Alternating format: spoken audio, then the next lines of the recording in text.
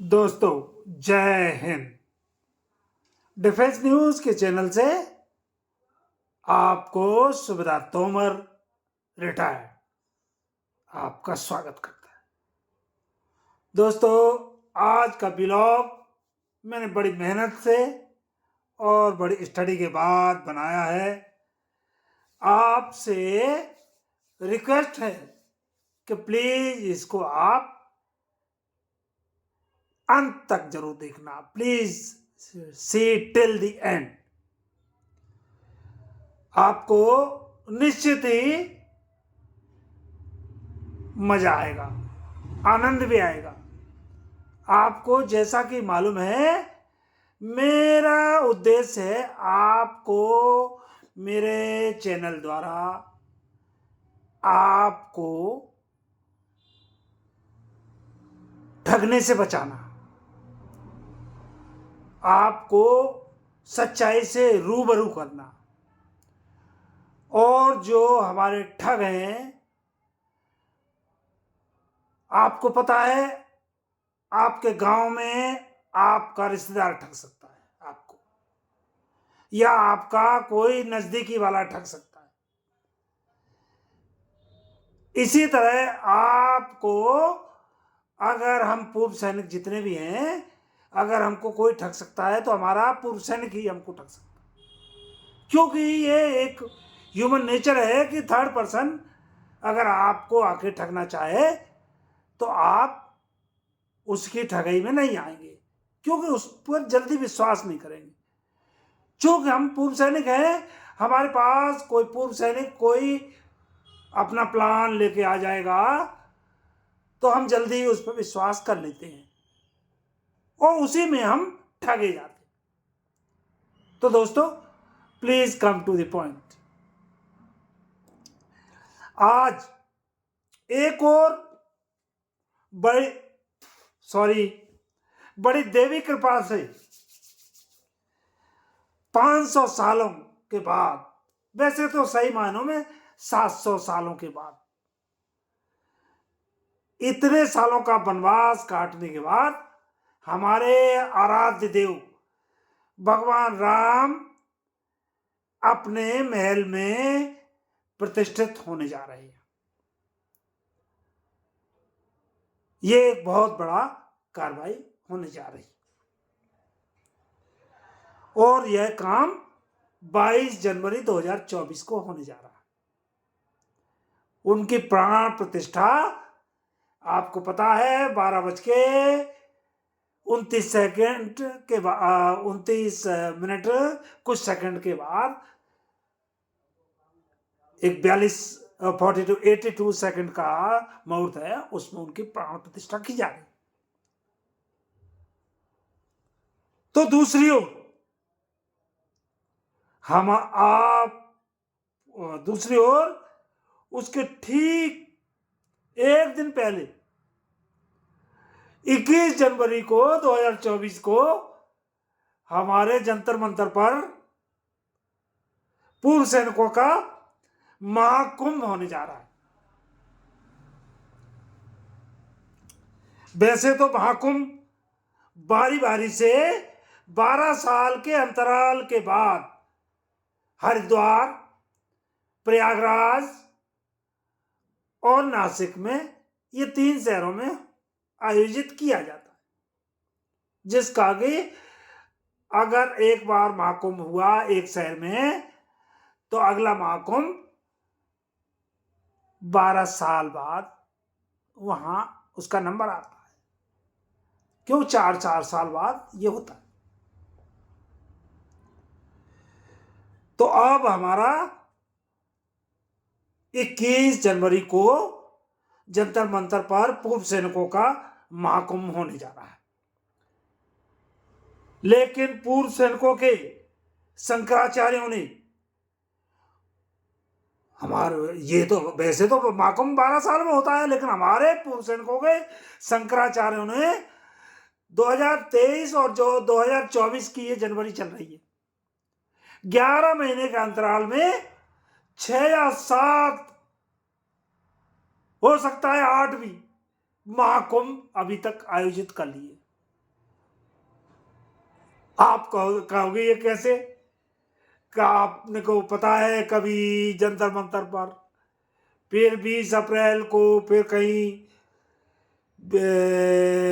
कुछ मार्च में गया 12 मार्च को, फिर 17 सितंबर को, फिर 25 जुलाई को, फिर 25 नवंबर को, और फिर शायद 17 सितंबर रेवाड़ी में, फिर आई थिंक 6 अगस्त रामलीला मैदान में। ये हमारे पूर्व सैनिकों के महाकुंभ तो ही तो थे। तो ऐसे 7-8 महाकुंभ ऑलरेडी आयोजित हो चुके हैं। अब ये अगला महाकुंभ कल होने जा रहा है। आपको पता है जो वो महाकुंभ होते हैं हमारे हरिद्वार, नासिक और इलाहाबाद में भी, उनमें भी एक ही उद्देश्य होता है। मुझे कहने में कोई संशय नहीं है कि वहां भी वही पैसे की लूट खसो। सारा उद्देश्य to collect the money from the सीधे साधे जो बेचारे भक्त हैं। और यहां हमारे पूर्व सैनिक सीधे साधे बेचारी हमारी विधवा, जो पूर्व सैनिकों की विधवाएं जो फैमिली पेंशनर बन गई हैं, यहाँ हमारे महाकुंभ जो आयोजित किए जाते हैं उनका भी एक ही उद्देश्य होता है कि इन सीधे साधे पूर्व सैनिकों को, जो बेचारे कुछ उतने पढ़े लिखे नहीं होते हैं, और बेचारी हमारी महिलाएं जो पूर्व फैमिली पेंशनर हैं, उनको बहलाकर और उनको बेवकूफ बनाकर उनसे पैसा ऐंठना चंदे के नाम पर। तो ये हमारे पूर्व सैनिकों के महाकुंभ में ये भी उनका एक ही उद्देश्य रहता है। तो दोस्तों, आपको यहां तक आपको मैंने क्लियर कर दिया। अब ये देखिए कि इस बार 21/1/2024 को जो महाकुंभ बुलाया गया है उसमें सिर्फ नागा साधुओं के अखाड़े का वर्चस्व होने वाला है। अब आप कहेंगे पूर्व सैनिकों में नागा साधु? यहां नागा साधु का मतलब है एक सांप का नाम का संगठन है, वो अपने आप को नागा साधु मानते हैं, नागा साधुओं जैसा। और पूर्व सैनिकों के जो अन्य अखाड़े हैं वह इस नागा साधुओं के नाम के, सांप का नाम के नागा अखाड़े के खूंखार व हिंसक साधुओं के सामने बहुत ही निर्बल हैं व कमजोर हैं।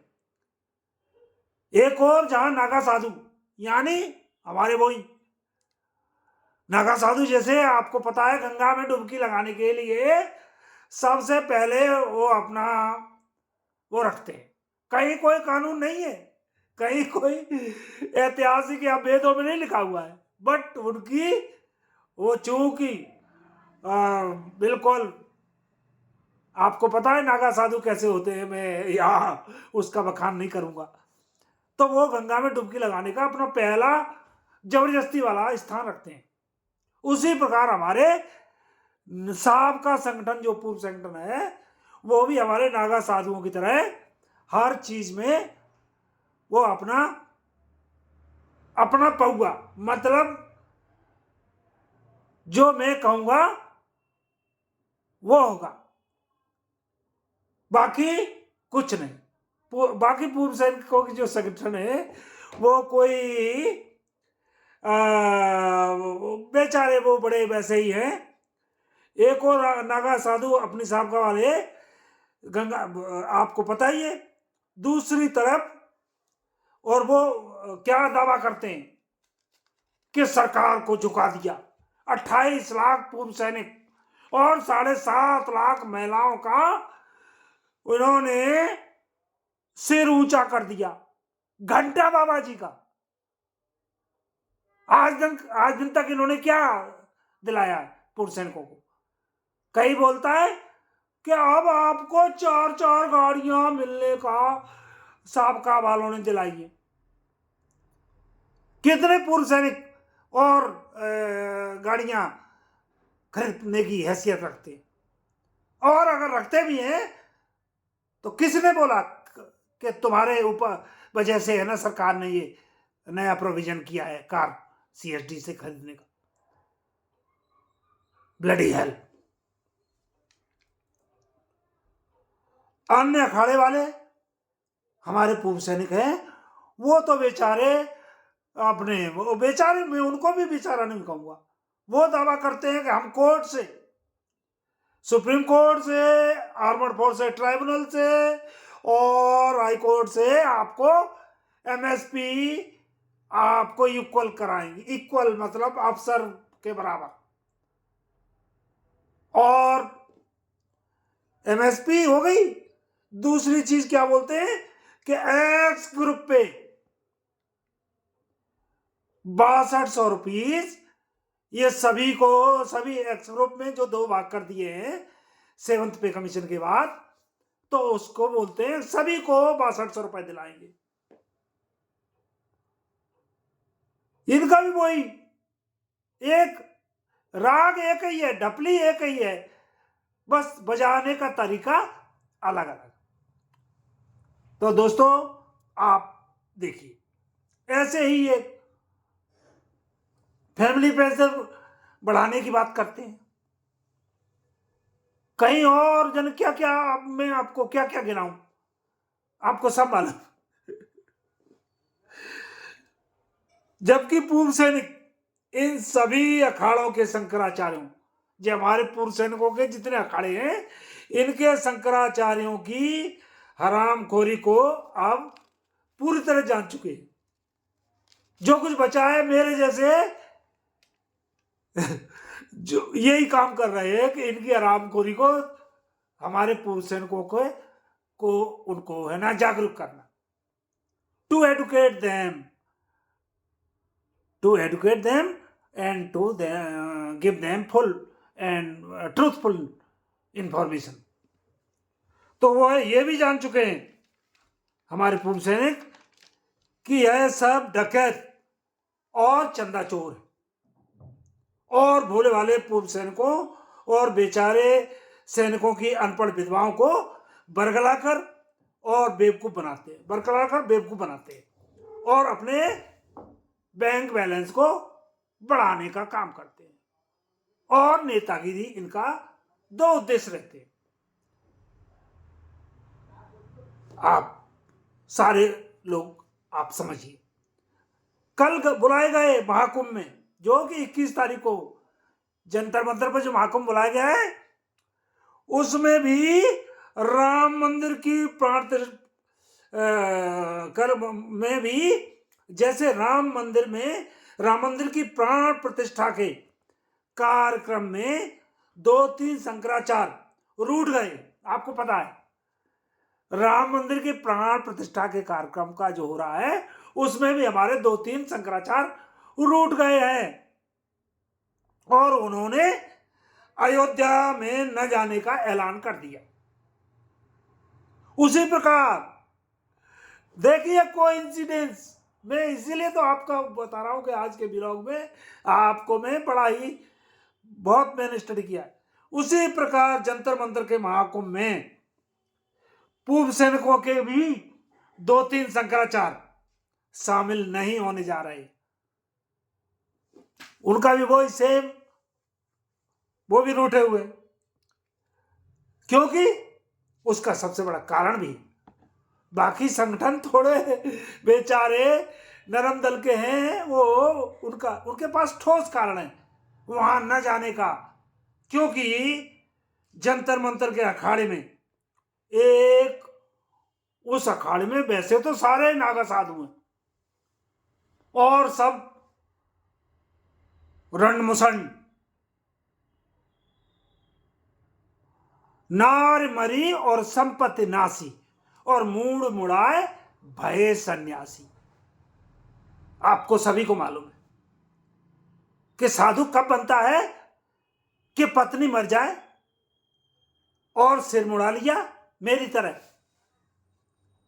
नार मरी और संपत्ति का विनाश कर लिया, दारू पी के जुआ खेल के नार मरी और संपत्ति नासी और मूड मुड़ाए मेरी तरह भये सन्यासी और चल दिए हरिद्वार, प्रयागराज, नासिक। ये लोग साधु बन जाते हैं और हमारे समाज में बहुत बड़े ये पूजनी बन जाते हैं। इन द सेम सेंस, उसी की तरह इन जो अखाड़े के साधुओं की बात है, इसमें सबका संगठन के जो अखाड़ा जो है उसमें एक साधु है जो किसी काम को पूरा नहीं होने दे रहा है। बाकी साधु ठीक हैं, थोड़ा बहुत है लेकिन है तो साधु, लेकिन एक साधु की तो विशेष बात है जो बहुत ही झूठा, बेशरम, पलक में पलटी मारने वाला, अहंकारी, हिंसक, अनपढ़ और नंबर 1 का विदूषक। वो तो खुद ही है ना आतंकवादी के गेटअप में रहता है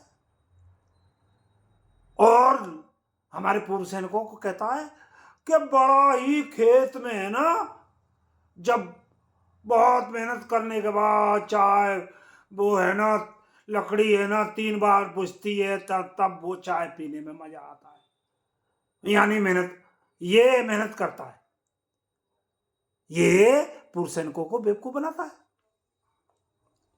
एक और तो वह कहता है कि मेरे अखाड़े में राजनीतिक दल से संबंध रखने वालों की कोई जगह नहीं है। तो साला दूसरी ओर आए दिन बुर्खा पहनकर कभी आप पार्टी या कभी बीजेपी पार्टी के दफ्तरों में झुटभाइयों से मिलकर अपनी नेतागिरी और टिकट का इंतजाम करने का जुगाड़ करता है। इसके दोहरे चरित्र की और एक मिसाल देना चाहूंगा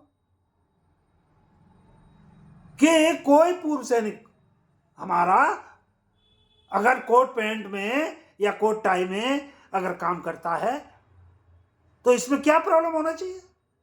उसको ये बड़ा गरियाता है और खुद फॉर्च्यूनर कार में बैठकर ये वीडियो बनाता है।